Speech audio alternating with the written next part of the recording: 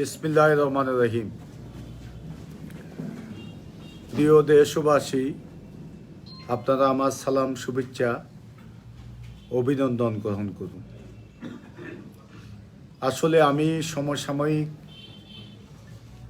কিছু বিষয় নিয়ে কথা বলার জন্য আপনাদের সামনে এসেছি। গত কিছু দিনের মধ্যে অনেকেই আমাকে জিজ্ঞাসা করেছেন যে আপনি যে আজকে যে কথাগুলো বলছেন, বিশেষ করে অন্যায়, অবিচার, অনিয়মের বিরুদ্ধে প্রতিবাদ করছেন, আপনি সাহস করে সত্য কথা বলছেন, এই কথাগুলো কি জাতীয় রাজনীতিতে স্থান করে নেওয়ার জন্য, এমপি হওয়ার জন্য? এ বিষয়ে আমার বক্তব্য সুস্পষ্ট। সেটি হচ্ছে, আমি কেন্দ্রীয় আওয়ামী লীগের কোনো দায়িত্বে কখনো যাব না। আমি কখনো এমপি হওয়ার আকাঙ্ক্ষা আমার নেই। আমি নোয়াখালী জেলা আওয়ামী লীগেরও কোনো দায়িত্ব নেব না। আমি কোম্পানিগঞ্জ উপজেলা আওয়ামী লীগের একজন সদস্য হিসেবে কাজ করে যেতে চাই। আমি মনে প্রাণে বিশ্বাস করি যে কাজ করে সে নেতা। আর দায়িত্বে না থেকেও কাজ করা যায়, সেই প্রমাণ আমি করতে চাই। আজকে আমি একটা বিষয়ে স্পষ্ট ভাষায় বলতে চাই। এ বিষয়ে আমাদের বিভাগীয় কমিশনার সাহেব যদি পদক্ষেপ নেন, যারা আমরা শতভাগ নিরপেক্ষ নির্বাচনের মধ্য দিয়ে নির্বাচিত হয়েছি, আমাদের পৌরসভা, নোয়াখালী পৌরসভা সহ চট্টগ্রাম ডিভিশনে যেসব পৌরসভায় মেয়র পদপ্রার্থী, কাউন্সিলর প্রার্থীরা নিরপেক্ষ নির্বাচনের মধ্য দিয়ে নির্বাচিত হয়েছে, তাদের শপথ যদি বিভাগীয় কমিশনার সাহেব আলাদা করে করেন, তাহলে ইতিহাসের পাতায় ওনার নাম লেখা থাকবে। এবং যারা অনিয়মের ভোট করে, যারা ভোট ডাকাতি করে, তারাও এটা থেকে শিক্ষা নেবে। তাই আমি বিভাগীয় কমিশনার সাহেবকে আহ্বান জানাবো, আপনি যারা নিরপেক্ষ নির্বাচনে নির্বাচিত হয়েছে, তাদেরকে আলাদা করে শপথ গ্রহণের প্রস্তুতি গ্রহণ করুন। আসলে আমরা যেহেতু জনপ্রতিনিধি, আমাদেরকে মানুষ ভোট দিয়েছে, আমাদেরকে তো অবশ্যই শপথ নিতে হবে। তো এই প্রক্রিয়াটা যদি আপনি করেন, আমার মনে হয় আপনি মানুষের স্মৃতিতে বেঁচে থাকবেন। বাংলাদেশের যদি ভবিষ্যতে নির্বাচন ব্যবস্থার পরিবর্তন হয়, আপনার এই কাজটা মাইল ফলক হয়ে থাকবে। সমবেত ভাইরা, আমাদের নেতা, জননেতা ওবায়দুল কাদের সাহেব গতকালকে আমাদেরকে নিয়ে পড়ছেন। আমরা ওনার সাথে নির্বাচন উত্তর সৌজন্য সাক্ষাৎ করেছি। সেখানে তিনি সাংগঠনিক বিষয় সহ নোয়াখালীর বিষয়ে আমাদের সাথে আলোচনা করেছেন। সেখানে তিনি বলেছেন আমাদেরকে শান্ত থাকার জন্য। উনি আমাদের অভিভাবক, উনি আমার পিতৃতুল্য বড় ভাই। উনি আমার আদর্শ, ওনার সিদ্ধান্তের বাহিরে আমরা অন্য কোনো সিদ্ধান্ত নিতে পারি না। কিন্তু আমাদের স্পষ্ট বক্তব্য সেটি হচ্ছে, যদি আগামী 1 মাসের মধ্যে, গতকাল থেকে আগামী 1 মাসের মধ্যে, অর্থাৎ 30 দিন, 31 দিনও হতে পারবে না, 30 দিনের মধ্যে নোয়াখালীর অপরাজনীতির সমস্যার সমাধান যদি না হয়, অপরাজনীতির বিরুদ্ধে যদি ব্যবস্থা না নেওয়া হয়, সেক্ষেত্রে আমরা ঢাকাতে সংবাদ সম্মেলন করে আমরা পরবর্তী কর্মসূচি ঘোষণা করব। এখানে একটা বিষয় উল্লেখ করতে হয়, সেটি হচ্ছে আমাদের নেতা, জননেতা ওবায়দুল কাদের সাহেব, আপনাকে আমরা সম্মান করি, শ্রদ্ধা করি। আপনি বলেছেন আপনার মন্ত্রণালয়ের কেউ যদি অনিয়ম করে তার বিরুদ্ধে আপনি কঠিন পদক্ষেপ নেবেন। আমার অভিযোগ আছে, আমি অভিযোগ করেছি। আমরা কারো পরিবর্তন চাই না, সংশোধন চাই। একটা বিষয়ে আমাকে আজকে বলতে হচ্ছে, সেটি হচ্ছে এখানে একটা আমাদের আত্মীয়তার পরিচয় দিয়ে আজকে কেউ কেউ টেন্ডার বাণিজ্য করছে। এটা চলতে দেওয়া যায় না। আমি আজকে সড়ক ও পরিবহন মন্ত্রণালয়ের সচিব, সড়ক সচিব নজরুল ইসলাম সাহেবকে বলেছি যে আপনি কয়েকজনের নাম আমি বলেছি, তাদেরকে আপনি কোনো অবস্থাতেও আপনাদের কোনো অফিসে স্থান দিতে পারবেন না, তাদেরকে নিষিদ্ধ করুন। তাদের মধ্যে একজন হচ্ছে আমাদের আত্মীয় পরিচয় দিয়ে ইস্কান্দার মির্জা শামীম, সে আমাদের ভাগিনা পরিচয় দিয়ে। আরেকটা হচ্ছে বাবু চট্টগ্রাম, আরেকটা হচ্ছে মিজানুর রহমান বাদল কোম্পানিগঞ্জ, আরেকটা হচ্ছে ফখরুল ইসলাম রাহাত কোম্পানিগঞ্জ, আরেকটা হচ্ছে আজাদ, আরেকটা হচ্ছে আনাস চট্টগ্রাম।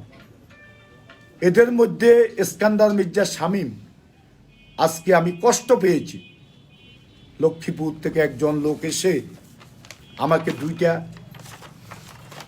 দুইটা ব্যাংকের চেক দিয়েছে, তাকে 2টা চেক দিয়েছে 2 কোটি টাকা। একটা কাজ তাকে নিয়ে দিবে বলেছে ইস্কান্দার মির্জা শামীম। সে লোকটার নাম হচ্ছে এমডি কাওসার হামিদ মজুমদার। এ লোকটাকে কাজ নিয়ে দিবে বলে 2 কোটি টাকার চেক নিয়েছে। 1 কোটি টাকার চেক অলরেডি সে চেকের টাকাগুলা তুলে ফেলেছে, কিন্তু তার কাজ সে এখনো পায়নি। সে মাইনুদ্দিন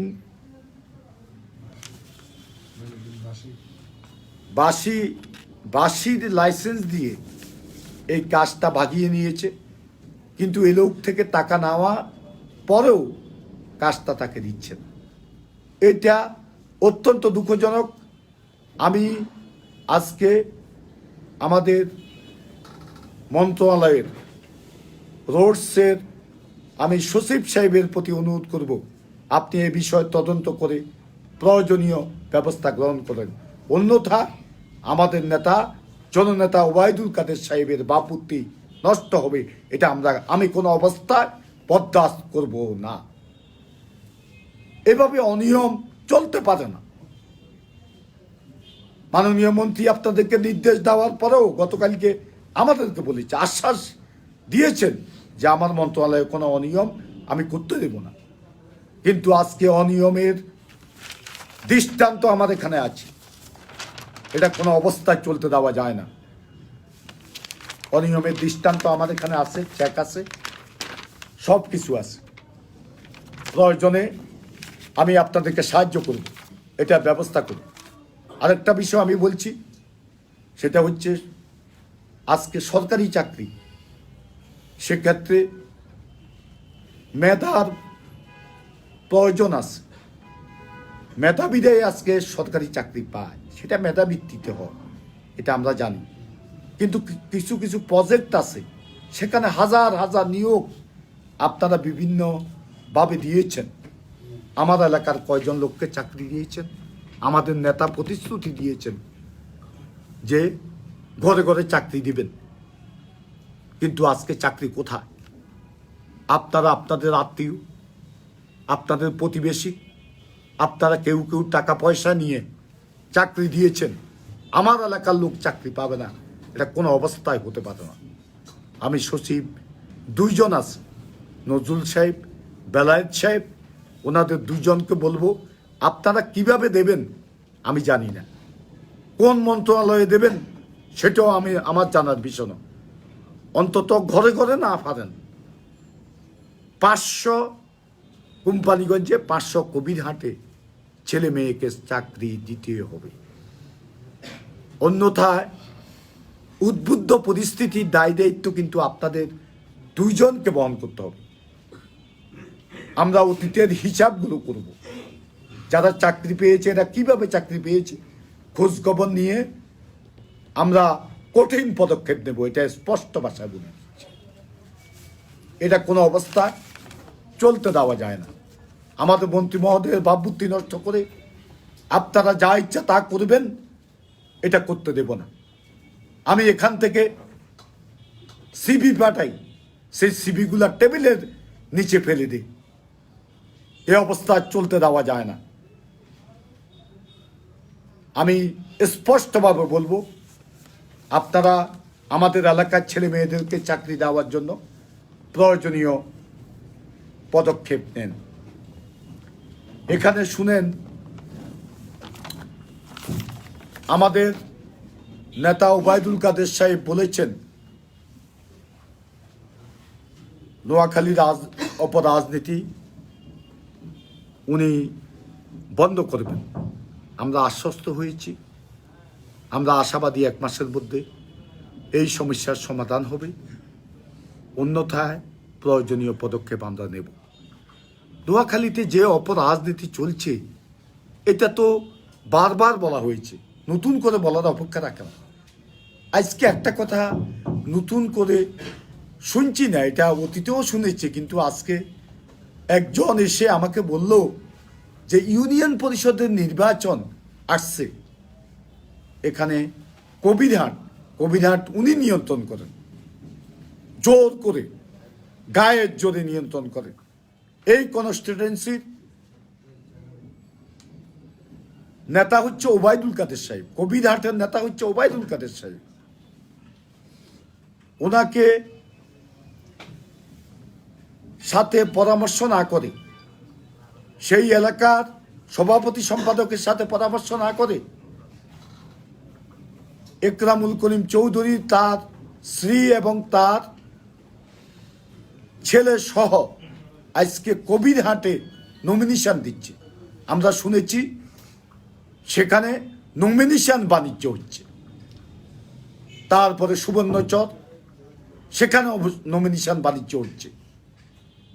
অনেকে আমাদের কাছে অভিযোগ করেছে তাদেরকে নাকি টাকা দিতে হবে নমিনেশনের জন্য।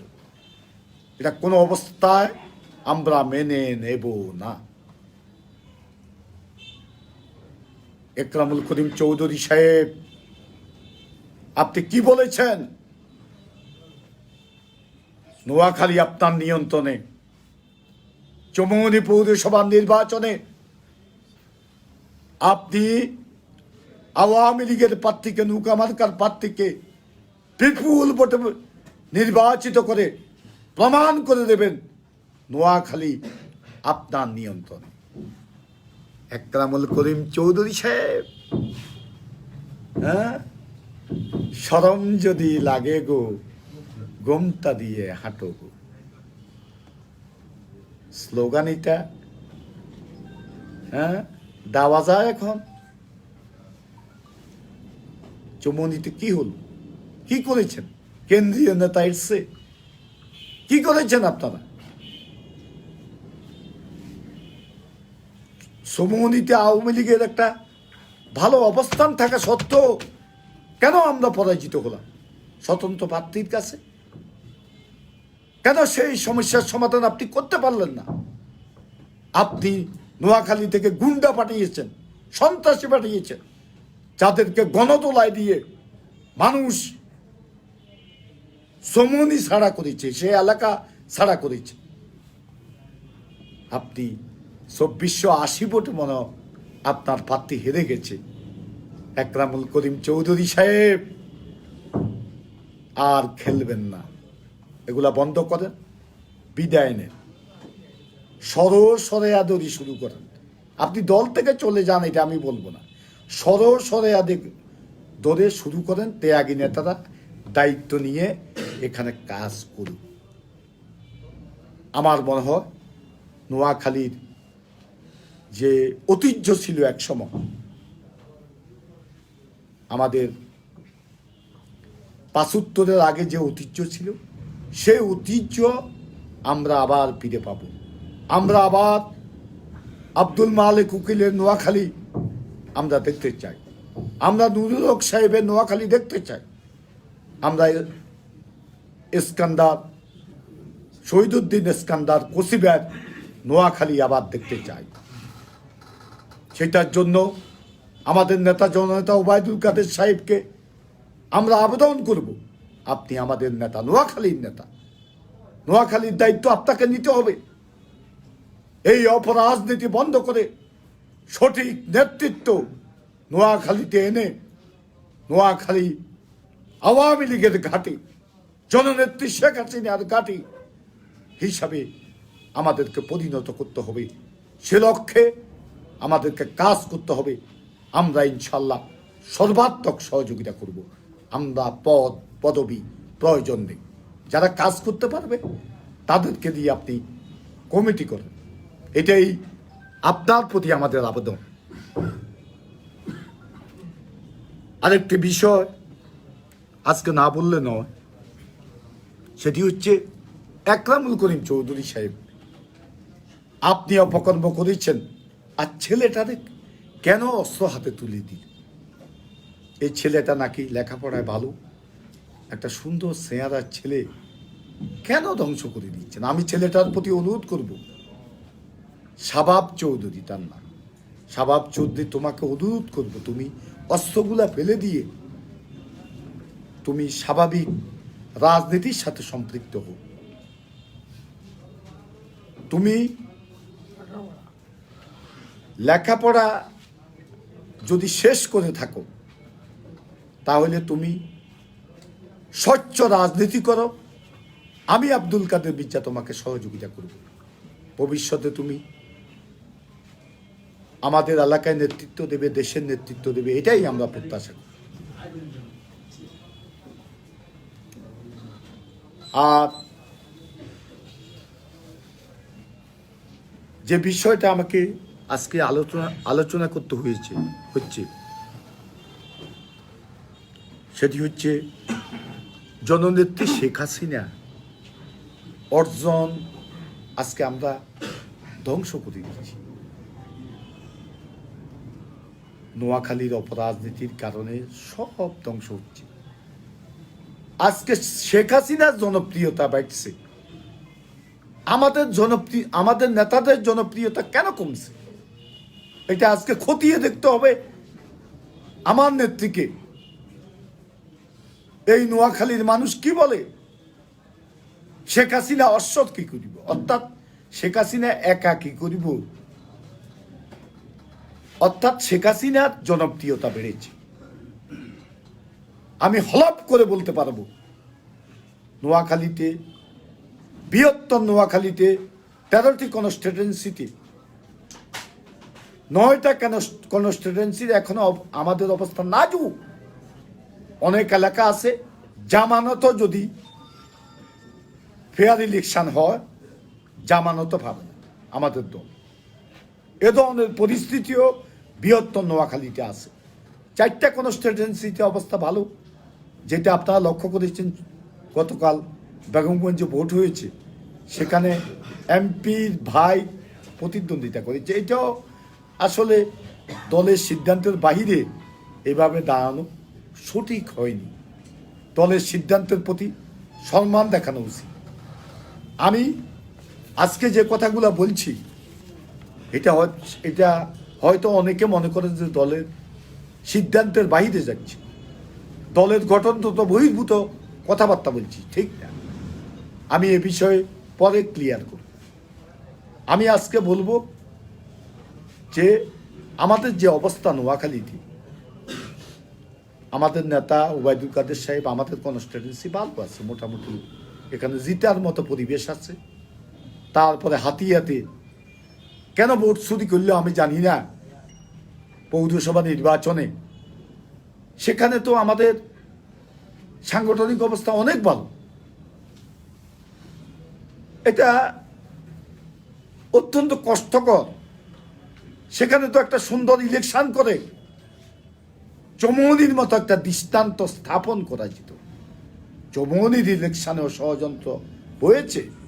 আমরা এখান থেকে বলেছি, যদি চৌমনির নির্বাচনে যদি কারচুপি হয়, সেটার দায় দায়িত্ব নোয়াখালী জেলা প্রশাসক এবং এসপিকে নিতে হবে। আমি এখান থেকে স্পষ্ট ভাষায় বলেছি। এবং ভোটের দিন 2টা কেন্দ্র দখল করার পায়তারা করেছিল।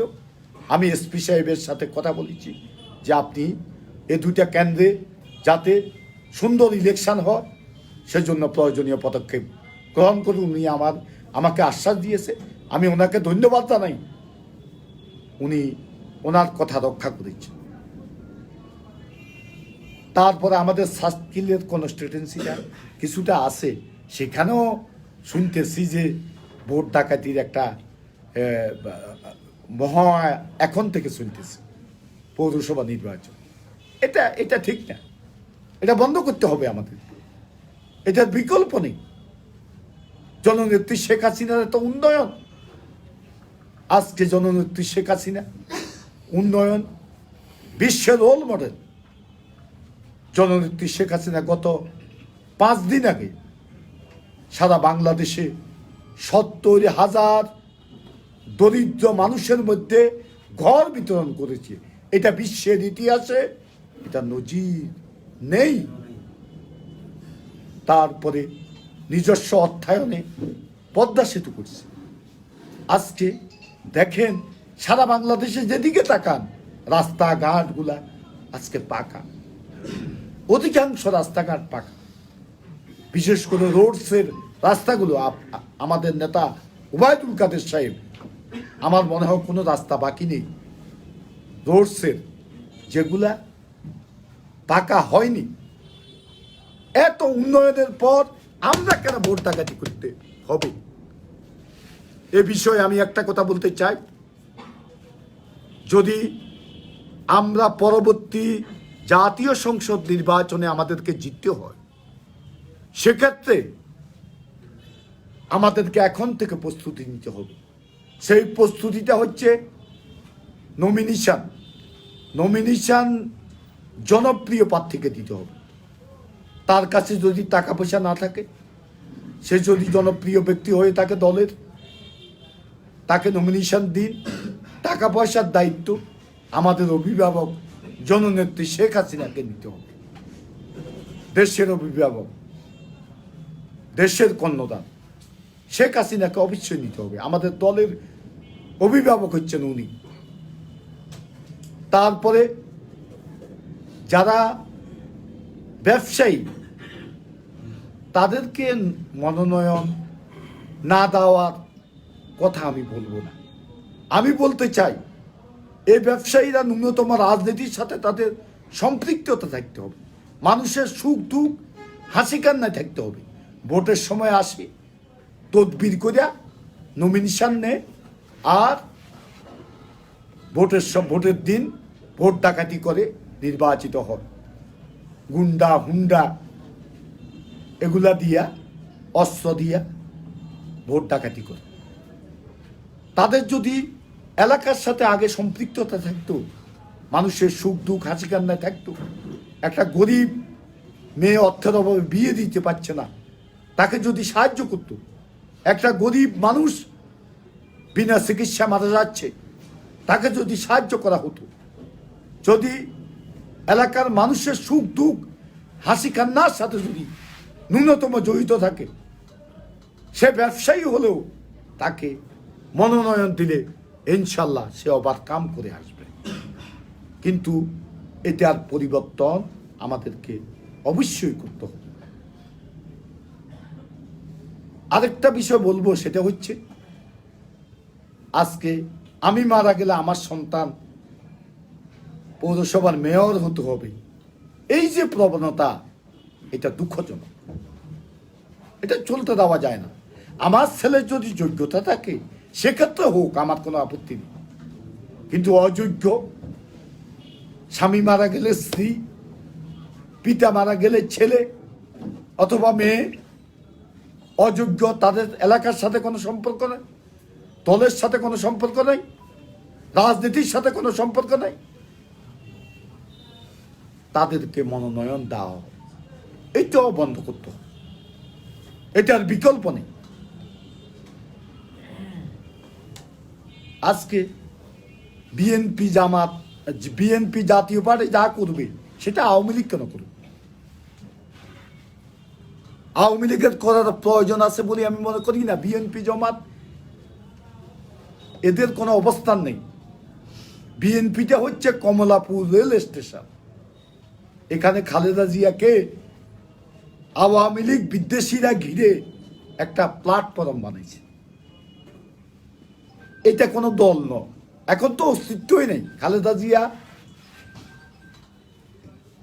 সরকারের সাথে আপোষ করিয়া আরামে ঘুমাইতেছে বাসায়, আর তারেক জিয়া অসুস্থতার অজুহাত দেখায় লন্ডনে গিয়া সেখানে চিকিৎসার নামে সেখানে অনিয়মের সাথে জড়িত, নানা অনিয়মের সাদাবাজি করে বাংলাদেশ থেকে নমিনেশন দিয়ে বিভিন্ন জায়গায় নমিনেশন দিয়া এখান থেকে টাকা পয়সা নিয়ে সেখানে এগুলা অর্থের পাহাড় করতেছে ভবিষ্যতের জন্য।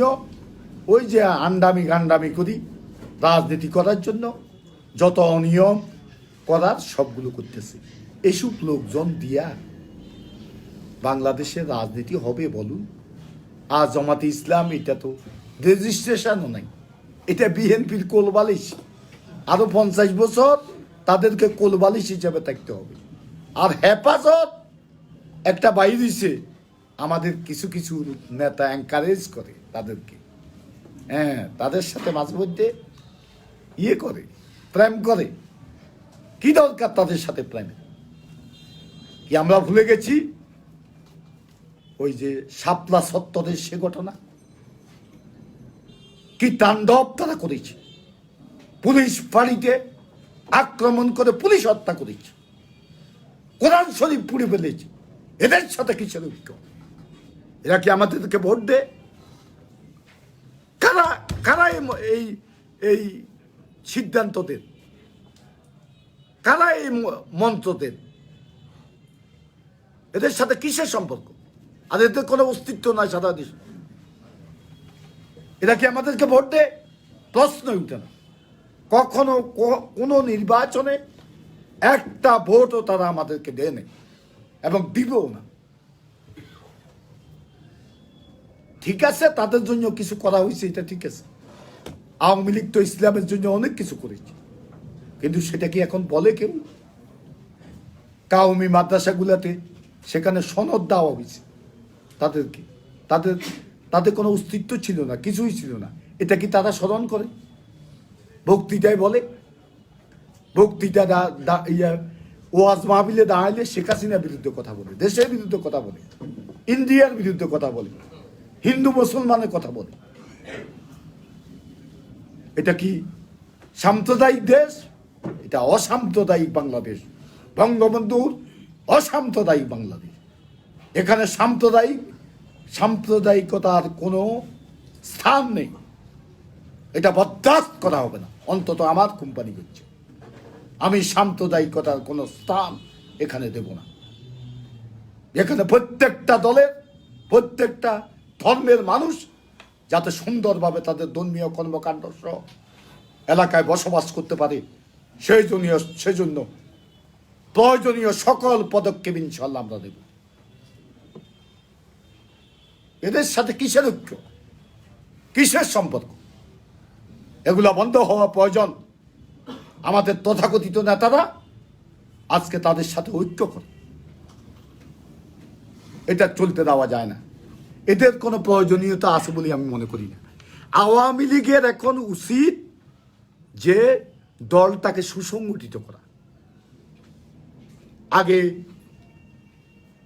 আমরা দেখেছি মুক্তিযুদ্ধের সময় তখন একটা টিম ওয়ার্ক ছিল।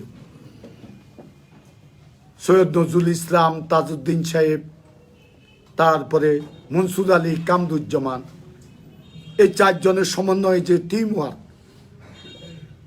সেই টিম ওয়ার্কের কারণেই 71 সালে মুক্তিযুদ্ধ, সেই টিম ওয়ার্কের কারণেই মুক্তিযুদ্ধটা মূলত সংগঠিত হয়েছে। তারপরে আমাদের শেখ ফজলুল হক মনি, সিরাজুল আলম খান, আসমা আব্দুরব, শাহজাহান সিরাজ, আব্দুল কুদ্দুস মাখন, তোফায়েল আহমদের নেতৃত্বে একটা টিম ওয়ার্ক ছিল। এরা আমাদের জাতীয় নেতারা এবং এই যুব নেতা, ছাত্র নেতারাই মূলত 1971 সালে মুক্তিযুদ্ধ করেছে এবং আমরা একটা স্বাধীন সার্বভৌম বাংলাদেশ পেয়েছি। বঙ্গবন্ধুর নির্দেশে সব কিছু হয়েছে। মুক্তিযুদ্ধের সময় একটা কথা বলতে হয়, আজকে এই বিষয়টা আসলে আমাকে কষ্ট দেয় মাঝে মধ্যে। জিয়াউর রহমান স্বাধীনতার ঘোষক, এই যে বিদ্বেষার, এটা কত বড় দুঃখজনক। জিয়াউর রহমান যখন ছিল তখন কি জিয়াউর রহমান বলেছে আমি স্বাধীনতার ঘোষক? বলে নাই। জিয়াউর রহমান আজকে কবরে তাকে লজ্জা পাইতেছে। এরা জিয়াউর রহমানকে ঘোষক বানাইছে। এটার ব্যাখ্যা আমি দিতে চাই না। আমাদের নেতা খিজির রেয়াদ সাহেব সবসময় বলেন এই বিষয়টা, উনি ভালোভাবে জানেন। উনি তো মুক্তিযোদ্ধা এখানকার মুক্তিযুদ্ধের সময় সহকারী মুজিব বাহিনীর প্রধান হিসাবে দায়িত্ব পালন করেছে। উনি ভালোভাবে জানেন, অনেক সময় বলেন। তো এগুলা দুঃখজনক। পতাকা উত্তোলন করেছে আসমা আব্দুরব সাহেব। বঙ্গবন্ধুবিহীন আপনার পতাকা উত্তোলন, রাস্তায় নামতে পারতেন। আওয়ামী লীগ অনেক লোকের সৃষ্টি করছে, অনেকের অবদান আছে, অস্বীকার করি, কিন্তু আওয়ামী লীগের পূর্ণতা দিয়েছে বঙ্গবন্ধু। স্বাধীনতার মূল চেতনা ছিল বঙ্গবন্ধুর নেতৃত্বে স্বাধীনতা আসছে। আপনারা ছিলেন কর্মী হিসাবে আপনি দলের দায়িত্বে ছিলেন বিদায় সেদিন পতাকা উত্তোলন করেছেন। আজকে আপনি পতাকা আপনি উত্তোলন করেছেন, এইসব বাপসাপ মাঝে মধ্যে দেখান, এটা অত্যন্ত দুঃখজনক। স্বাধীনতার ইতিহাসকে বিকৃত করবেন না, মিথ্যাচার করবেন না স্বাধীনতার ইতিহাস। এটাই হচ্ছে আমার বক্তব্য। আজকে আমার সর্বশেষ বক্তব্য হচ্ছে, আমি বেশি কিছু বলতে চাই না। আমি বলবো জননেত্রী শেখ হাসিনার মতো রাষ্ট্রনায়কের আজকে দরকার। আজকে জিল্লুর রহমান সাহেবের মতো নেতৃত্ব আমি 1/11 পর ঢাকায় ছিলাম, আমি সব দেখেছি কে কি করেছেন নেতারা, কারা কারা বিশেষ আদালতে যেতেন সেটাও আমি কিন্তু দেখেছি। নেত্রীর মামলা সাহারা আপা আজকে নেই, ওনার প্রতি আমি শ্রদ্ধা জানাই। ওনার নেতৃত্বে কিছু তরুণ আমাদের আইনজীবীরা দায়িত্ব পালন করেছে। নেত্রীর কাছে নিশ্চয় লিস্ট আছে, নেত্রীর সে সম্মান কিন্তু সারা খাতুনকে দিয়েছে। আমি আমার বড় ভাই ওবায়দুল কাদেরের সুবাদে ওবায়দুল কাদের সাহেবের মামলার সুবাদে আমিও সেখানে প্রতিদিন যেতাম। রাস্তায় কাকে দেখছি, কারা ছিলেন, কোথায় ছিল নেতারা? সেদিন জিল্লুর রহমান সাহেব বুক ফুলিয়ে আওয়ামী লীগের নেতৃত্ব দিয়েছে। তার মোবাইলের টোনে ছিল বঙ্গবন্ধুর ভাষণ, আমার এখনো স্মরণ আছে। ওনার মতো নেতা আর আজকে দরকার। আজকে দরকার আমাদের মহামান্য প্রেসিডেন্ট আব্দুল হামিদ সাহেবের মতো এমপি, যিনি বিরোধী দলেও থেকে, বিরোধী দল যখন ক্ষমতায় ছিল তখনও তিনি এমপি ছিলেন। ওনার মতো এমপির দরকার। ওনার মতো সারা বাংলাদেশে প্রত্যেকটা ডিস্ট্রিক্টে এ ধরনের একটা এমপি যদি থাকে, তাহলে সে এলাকায় কোনো সমস্যার সৃষ্টি হবে বলে আমি মনে করি না। শেখ হাসিনার সঠিক সিদ্ধান্ত নিয়েছে ওনাকে প্রেসিডেন্ট নির্বাচিত করে। তারপরে আজকে ব্যারিস্টার রফিকুল হক সাহেব আমাদের মাঝ থেকে হারিয়ে গেছে। আমি তার স্মৃতির প্রতি শ্রদ্ধা নিবেদন করছি। এ লোকটা নীতি নৈতিকতা ছিল। জননেত্রী শেখ হাসিনার মামলা করেছে, খালেদা জিয়ার মামলাও করেছে। সে দেশপ্রেমিক ছিল। তার মতো দেশপ্রেমিক আইনজীবীর আজকে প্রয়োজন। আমার স্মরণ আছে, অনেকে রফিকুল হক সাহেবকে বিএনপি বলতো। যেদিন শেখ হাসিনা, যেদিন খালেদা জিয়ার ছেলে মারা গেল, সেদিন আমাদের নেত্রী গিয়েছিল খালেদা জিয়ার সাথে দেখা করার জন্য। গেট থেকে তাকে ফিরিয়ে দেওয়া হয়েছে। তখন রফিকুল হক সাহেব বলেছিলেন যে খালেদা জিয়া ভুল করেছে, তার সিদ্ধান্ত সঠিক হয় নাই। এ ধরনের দেশপ্রেমিক লোকের দরকার। আর দরকার যিনি 1975 বঙ্গবন্ধুর মৃত্যুর পরে ছাত্রলীগের সভাপতি হয়ে একটা দ্বিধা বিভক্ত ছাত্রলীগকে ঐক্যবদ্ধ করে, এবং দলের বিরুদ্ধে দ্বিধা বিভক্ত ছিল, জেল থেকে বের হয়ে 36 মাস জেল খেটে জেল থেকে বের হয়ে সারা বাংলাদেশে বঙ্গবন্ধুর জয়গান গেয়ে দলকে সংগঠিত করেছিল। সেদিন নেতৃত্ব দেওয়ার মতো কেউ ছিল না। দলের মধ্যে ছিল দ্বিধা বিভক্তি, একে অন্যের বিরুদ্ধে কটাক্ষ করা, কুৎসা রটনা করা, এগুলো ছিল আওয়ামী লীগের নিত্য নৈমিত্য কর্মকাণ্ড। প্রতিদিন তারা এগুলা করত। এটার মধ্যে ওবায়দুল কাদের সাহেব জেল থেকে বের হয়ে সারা বাংলাদেশে দলকে সংগঠিত করেছে। ওনার বক্তব্য আজও আমার কানে বাসে। কে বলে বঙ্গবন্ধু মুজিব তুমি নেই, তুমি আছো কৃষকের নাঙ্গলের পলা। এ ধরনের বক্তব্য আমার স্মরণ আছে। সূর্য সেন হলে একটা বক্তৃতায় উনি বলতেছে, আমি ফুলের মালা নিতে এসেনি, আমি এসেছি বঙ্গবন্ধুর কথা বলতে। এভাবে সারা বাংলাদেশে উনি বঙ্গবন্ধুর জয়গান গেয়ে কর্মীদেরকে ঐক্যবদ্ধ করেছে, যার ফলশ্রুতিতে 1981 সালের 17ই মে ঢাকাতে বৃষ্টি, প্রচুর বৃষ্টি, ঝড়, শেখ হাসিনা বাংলাদেশে এসছে। মানুষ অনেক আশা, অনেক প্রত্যাশা বুকে ধারণ করে, বিশেষ করে আওয়ামী পাগল নেতা কর্মীরা সেদিন ঢাকায় জনসমুদ্রে পরিণত করেছে। লাখো লাখো জনতার মিছিল আমি দেখেছি, গগন বিদারী স্লোগান আমি দেখেছি এই বৃষ্টির মধ্যে। এটা হচ্ছে ওবায়দুল কাদের সাহেবের ক্যারিশমা। ওনার কারণে এটা সম্ভব হয়েছে। উনি সেভাবে ছাত্রলীগের সভাপতি থেকে সংগঠনকে গড়ে তুলেছে বিদায় সেই পরিস্থিতি সৃষ্টি হয়েছে এখন, এবং তিনি তখনও ছাত্রলীগের সভাপতি, দুইবার সভাপতি হয়েছেন। আজকে আমি বলবো ওনাদের মতো নেতার দরকার। আজকে দলকে যদি সংগঠিত করতে হয়, ওবায়দুল কাদের সাহেবকে দায়িত্ব নিতে হবে। কে নিবে দায়িত্ব? আপনি সেক্রেটারি, আপনার নেতারা বলে যে উনি সেক্রেটারি, আমাদের কি প্রয়োজন আছে কিছু করার? আপনাকে দায়িত্ব নিতে হবে। আপনি আওয়ামী লীগে অনেক ত্যাগী নেতা আছে, অনেক ত্যাগী নেতা আছে, তাদেরকে নিয়ে আপনি সারা বাংলাদেশে আবারও আপনি যদি বঙ্গবন্ধুর জয়গান গেয়ে দলকে সংগঠিত করেন, অন্য দলের অস্তিত্ব থাকবে না ইনশাল্লাহ।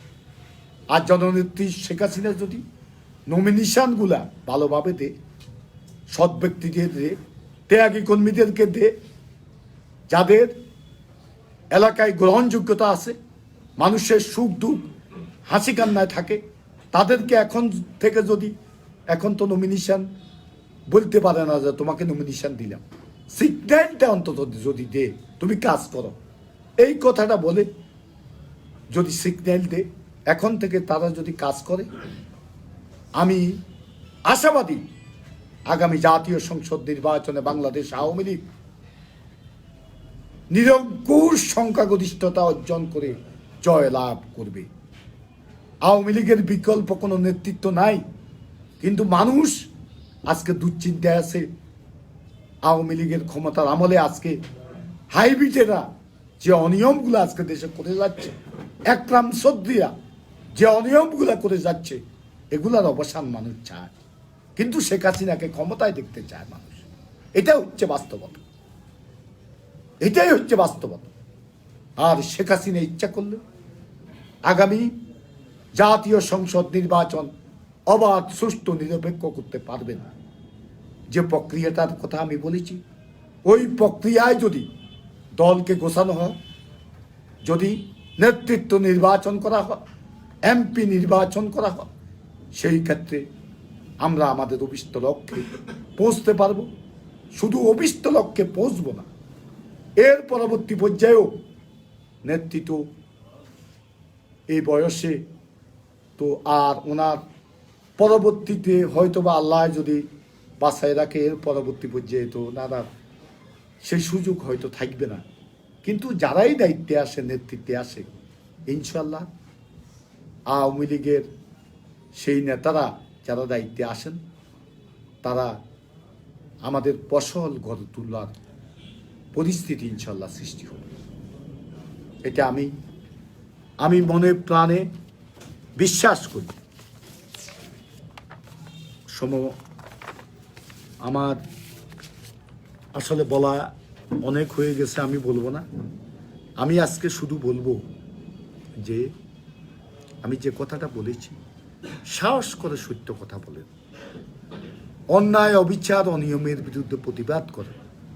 আমরা যদি আমাদের দলের নেতা কর্মীরা অনিয়ম যদি বন্ধ করি, আমার এলাকা বন্ধ হবে ইনশাল্লাহ। আমরা এখানে গণতান্ত্রিক দ্বারা চালু করব। এখানে বিএনপি, অন্য পার্টি তাদের দলীয় কর্মকাণ্ড চালাইলে আমাদের অসুবিধা কোথায়? আমার মনে হয় এটা আমাদের জন্য অনেক উপকার বয়ে আনবে। কেন? তারা যদি সাংগঠনিক কার্যক্রম করে, আমাদের দলীয় কর্মীদের মধ্যে একটা স্পিরিটটা বাড়বে, তারাও কার্যক্রম চালিয়ে যাবে। এজন্য অন্যদের কর্মকাণ্ডে বাধা না দিয়ে তাদের কর্মকাণ্ড করতে দেওয়া উচিত। তবে অস্ত্র, এটার ব্যাপারে কঠোর হতে হবে। আমি অন্য দলকে এখানে বলেছি, তোমাদের অস্ত্রগুলো ফালাই দাও। আমাদের দলের কারো কাছে অস্ত্র থাকলে অস্ত্রগুলো ফালাই দাও। ফালাই দিয়ে আমরা গণতান্ত্রিক যে নিয়ম, সে নিয়ম অনুসারে রাজনীতি করি। আদর্শের সাথে আদর্শের প্রতিযোগিতা, নীতির সাথে নীতির প্রতিযোগিতা, মেধার সাথে মেধার প্রতিযোগিতা, সেই প্রতিযোগিতা আমরা লিপ্ত হই। ইনশাল্লাহ এই কোম্পানিগঞ্জে আমি আজকে বলে দিচ্ছি, আগামী জাতীয় সংসদ নির্বাচনে বাংলাদেশের কোথায় কি হবে আমি জানি না। বাংলাদেশ আওয়ামী লীগ 70 থেকে 80% ভোট যাতে পায়, সেজন্য আমরা এখন থেকে পদক্ষেপ নেব। আর শুনেন, আমাদের ডিজিটাল বাংলাদেশের রূপকার সজীব ওয়াজেদ জয় বলেছিল, সৎ থাকলে একটা সুবিধা আছে, কখনো ভয় পেতে হয় না। সৎ থেকে যে কোনো কথা বলা যায়, যে কোনো কিছু করা যায়। আমি সজীব ওয়াজেদের কণ্ঠে কণ্ঠ মিলিয়ে বলবো, আপনারা সততার সহিত রাজনীতি করেন। সততার সহিত যদি রাজনীতি করেন, ভয়কে জয় করতে পারবেন, ভয়কে জয় করতে পারবেন। তো পরিশেষে বলবো, আমার স্লোগান হচ্ছে, আল্লাহকে স্মরণ করো, আমরা যার যার অবস্থানে কমিটেড হই। আল্লাহকে স্মরণ করো, আমরা যার যার অবস্থানে কমিটেড হই। আল্লাহকে স্মরণ করো, আমরা যার যার অবস্থানে কমিটেড হই। জয় বাংলা, জয় বঙ্গবন্ধু, বাংলাদেশ চিরজীবী।